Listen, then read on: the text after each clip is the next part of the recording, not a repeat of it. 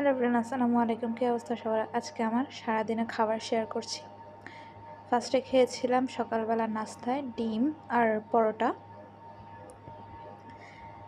তারপর দুপুরবেলা লাঞ্চে খেয়েছিলাম সাদা ভাত, পাটের শাক আর করলা দিয়ে আলু দিয়ে একটা তরকারি। তারপরে ছিল চাল কুমড়া দিয়ে মাছ দিয়ে টমেটো দিয়ে রান্না করা একটা তরকারি। তো আলহামদুলিল্লাহ দুপুরবেলা অনেক ভালোই খেয়েছিলাম। দেন তারপর খেয়েছিলাম সন্ধ্যার সময় খেয়েছিলাম একটা গাব। আমাদের এদিকে এটাকে গাবই বলে, জানি না আপনাদের এদিকে কী বলে, অবশ্যই আমাকে একটু জানাবেন এটাকে কী বলে আপনাদের এদিকে। তারপর খেয়েছিলাম সবার শেষে 1 কাপ কফি। সারা দিনের ক্লান্তি যেন এখানেই শেষে। আল্লাহ হাফিজ। আজকে এই পর্যন্তই, বিদায় নিচ্ছি।